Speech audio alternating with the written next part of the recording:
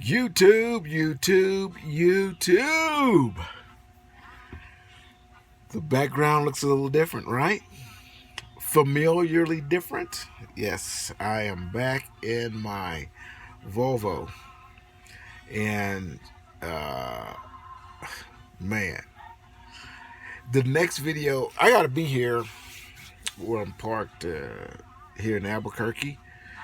I'm actually at the yard in Albuquerque, and I got a delivery tonight. And you know how I run. I'm right on top of it. It's only 15 minutes away. So I'm going to go over there. I'm going to let them unload me, and then I'm going to come back here and go back to the sleeper. And then I got a load headed to Oklahoma City at 6 o'clock tomorrow morning. So I can almost feel Texas reaching out to me. I'll feel it good here in a little bit. But I am going to make a video right after this one, and I'm going to talk to you guys the difference between that, my experience with that Freightliner and this Volvo. And you guys know how much I'm loving this Volvo. But I'm going to tell you something. Remember I made a video talking about how truck drivers have a weird infatuation with their trucks after a period of time, and you know, they're tricking them out with lights and all that kind of stuff. I get it. Well, I get it. And it can be deceptionally, if that's a word, it can be very deceptive. So the next video, and I'll make it today and I'll upload it today as well. Okay, I'm gonna talk to y'all about my experiences with the two. Okay, but today's video, I hadn't titled it yet, but it's gonna have something to do with how should you get started? Where do you get started? And in my opinion, the best route to take to become a truck driver. Okay, so just to get right into it, I'm not going to keep you long. Just to get right into it, what I did, and I'm glad I did it because it turned out to be a good deal. Well, I may even get further than that. Here's the number one thing. The number one thing that you need to do. If you have a spouse or a significant other, and you want that spouse or that significant other to remain in your new life as a truck driver, you need to make sure that that person is 100% on board. They can't be almost or kinda or, you know, okay, but no. They're going to have to be 100% on point with you. They got to want what you want. They have to want you to be happy. And if truck driving is happy, then they got to be fully supportive. Okay? Because I'm telling you, when breakdown in communication happen, breakdown in whatever happen, it's going to be a bad thing, you know. You got a male or a female that's in your life that is hypersensitive to any little thing, you know. So your phone rings and you're pulling into the shipper. So you don't answer the phone because you're about to deal with the shipper. And then the shipper gives you the information, and then the phone rings again because you didn't answer it. And you can't answer it because you're driving through the yard trying to use the directions that the shipper told you to. Okay, and then you get to the docks and the phone rings again 3 times back to back, but you can't answer it because you need to back up to the dock without tearing up some shit. So you finally get back and set the brakes, and you can talk now. And the conversation you have is how horrible you are about not answering the phone when they called, even though you explained to them what you're working, you're busy, you couldn't answer the phone and drive at the same time, blah, blah, blah, blah, blah, blah, blah, and they ain't having it. You're not going to fare well. One of the two things are going to fail. Either your relationship is going to fail because you're yoked to someone that's not seeing your vision. They're not supporting you. So it ain't gonna work. So either you're gonna choose the relationship. Don't choose the relationship. Don't choose the relationship. Or you're gonna choose your career. I say don't choose a relationship because it's gonna fail. It's gonna fail because that person is selfish. And then even if you were home with them working at locally, you took a local truck driving job and you were home every night, they still is going to have a problem because it obviously is all about them, and it will always be all about them, and you will always suck high and tit, and you're going to have a shit relationship.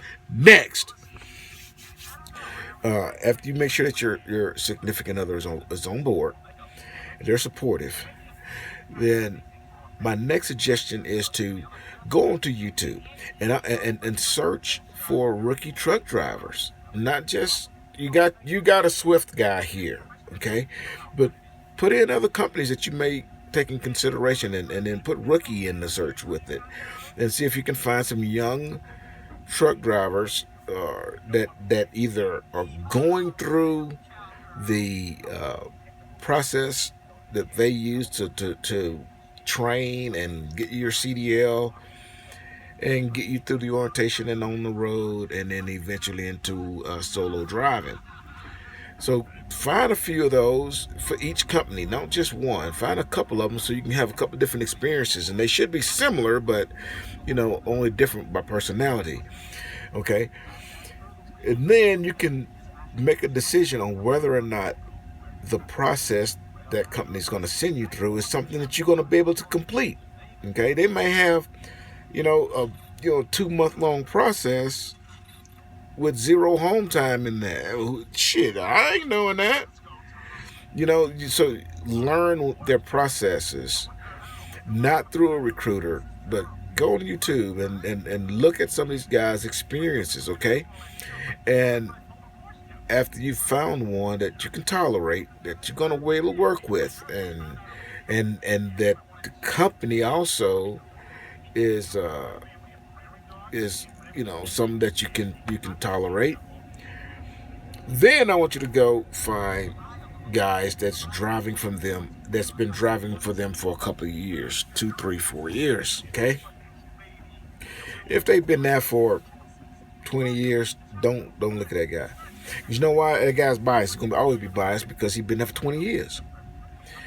2, 3, 4 years. That's about the life expectancy of these truck drivers at a specific company. Okay, there's no loyalty there, so they're gonna shoot you more straight. Okay, and then look at a few of them, because again, these are all personal opinions in there. I mean, personal attitudes and a whole lot of things kind of sway back and forth of how well these companies are to work for, because you want the first guy to tell you what it's like to get into it, and what it's like to get into it currently. Okay, so look to see if their videos are a few months to a year old, because the company may change how they do training. You never know. But you're just trying to gather useful information, and you're getting that information by people who are actually living it. Okay, and this is to help you choose a company. You're not going to choose CR England. That's going to be the one company I tell you, do not go to CR England. Do I have a problem with CR England? No. But I care about you. And if you go to CR England,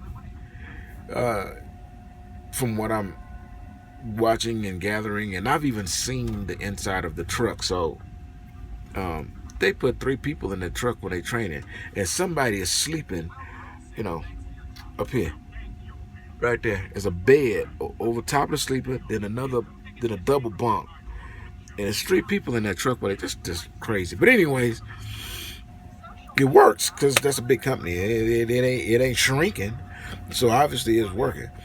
But the problem that I have with CR England is that when you get done, you're going to have a restriction on your driver's license. Say you can only drive automatic trucks. You might say right now, hey, well, that's fine because I only want to drive automatic trucks. Yeah, you only want to drive automatic trucks today. You know, you don't know what tomorrow's going to hold. So why put handcuffs on yourself? You go through Swift training, you're gonna do a manual transmission. Swift gonna make you go through manual transmission, and you're gonna get out.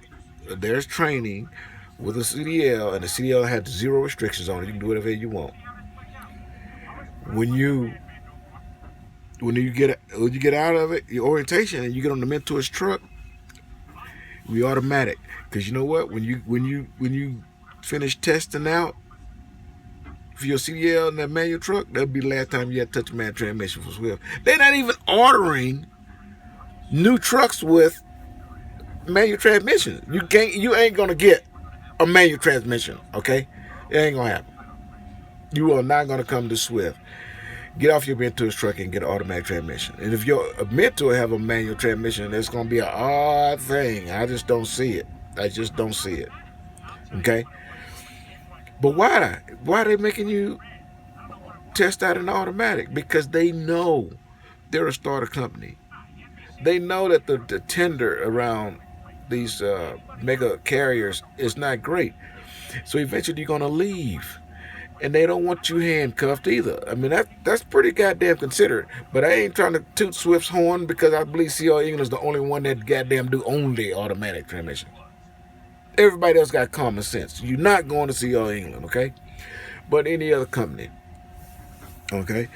And again, I'm a Swift guy. I'm enjoying it. I hadn't had a single bad experience.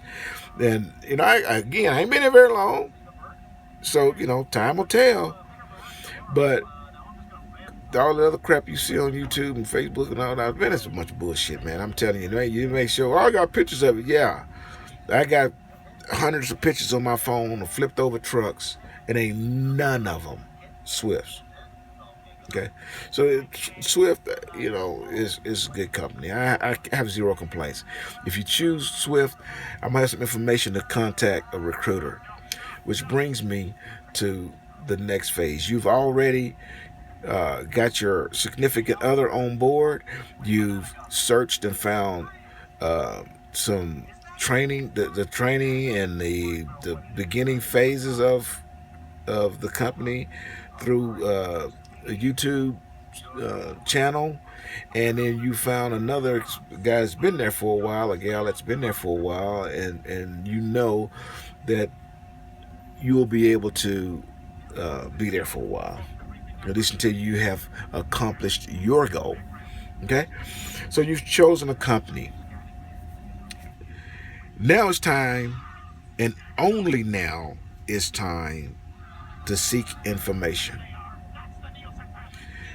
Do not, I repeat, do not even with Swift, do not, I'm at 14 minutes. I'm going to go a little bit over because this is really important, okay? I want y'all to hear me well right here. Do not go onto their website and put in your information to receive information. Don't do it. Do not. Absolutely don't do it. This is what you're going to do. Those people who you were watching their videos, and you found one that's a reasonably thinking person, and they seem like they got good personality or whatnot, then you're going to go to their latest video and just type in there, hey, I'm interested in the company that you're working for, and I would like to know man, I'm parked and my truck is rocking and I'm in Albuquerque, and I bet you they shut this goddamn place down. Anyways, I remember I was stuck here just a day or so ago. Okay, but I'm back. But anyways, um, ask them, who was your recruiter? Were you happy with your recruiter? You know, if they say, yeah, man, they did me good, well, do you mind passing me on their information? And that's how you get to the right recruiter. Because what's going to happen is you're going to say, 50 don't know what he's talking about. I'm just going to do whatever I want to do because I think I know. Hey, you just goddamn, I think you know. And then you're going to get on there and you're going to be just like a whole hell of a lot of people who contact me going, hey, 50, listen, man, I can't get my recruiter to call me back. My recruiter is lying to me. My recruiter don't have the information I'm looking for. My recruiter this, my recruiter that, my recruiter the other thing. That's because they went online, filled out their little deal just like I did. The stars are just aligned for me. Okay, I must be living right. You know, God is good to me, extra, cause He must don't care about nobody else but me, because I did that. I went online, filled out the little deal, and a recruiter called me, and it just so happens that I got a good one.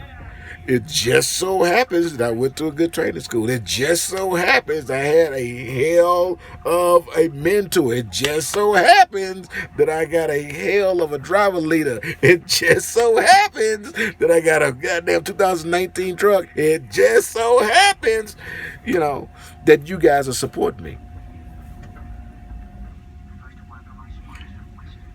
I need to go to Vegas, but I don't want you to crapshoot with your career. What's going to happen is you will hook up with one of these recruiters, and um, you'll say, "Hey, I'm having a bad experience. 50, can you hook me up with your recruiter?" And my recruiter hands is tied now because you're already assigned a recruiter. Why? Because you didn't listen to me and you went online and filled out that information, and you were plucked out of the bag of recruiters. And just like the person sitting next to you at your cubicle right now is a mediocre worker, you just got a mediocre recruiter. They're not all the same. They don't all have the same motives. And the recruiter that I'm going to send you to is a single mom, and she's an ex-driver. And it's goddamn snowing. Shit.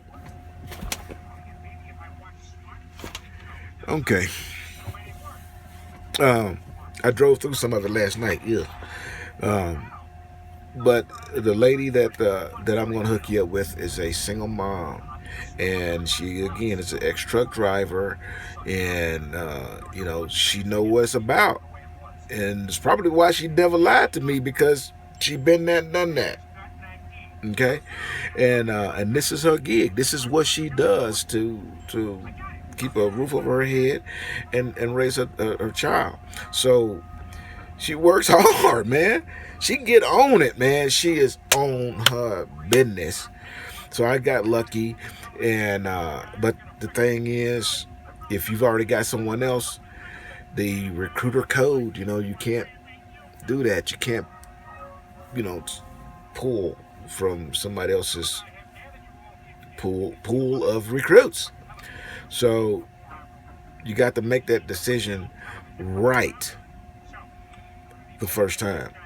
Um, I don't even think she does Swift, but if you want to come to Swift, um, then just inbox me in this bottom of this video, and in a heading there I'll attach her information as well. But you can reach out to me through this video, and then I will speak with you direct. And the reason you're going to do that, not because I get something out of it or anything. That's not the issue. But it opens a line of communication between you and I. And if down the road you have additional questions, we will already have, some back and forth between us. That's the reason why. And I may be able to answer questions that she can't. I mean, she doesn't know what it's like to, be, driving down the road in these trucks today. How, what kind of trucks the yard has, and that kind of stuff. I mean, she wouldn't have that type of information that I may have. What it's like to visit all of these terminals and things like that. So, and the school stuff, I can help you with those things. Okay, and my goal is to help you guys get where you're gonna go. It doesn't matter if you come into Swift. If you're gonna go anyplace else, if she can't help you, then do like I say. Find another YouTuber and one that you like, and find out if they can get you their recruiter information. If their recruiter was good, ask them about their mentor. They might say, look, my mentor sucked. Make sure I don't get this person. Make sure you don't get this person. And so that seek the information first. Okay? All right, 21 minutes. I hope I kind of summed up the process there to just get you started. The main thing is to be able to choose the right company, have the right support behind you, and you'll be off and running. Okay, inbox me down there, or to this video, and you guys know I try to get back to you really, really quick, and today I will, because I'm gonna be sitting here. It stopped snowing that quick. See you when I see you on the road again. Boop.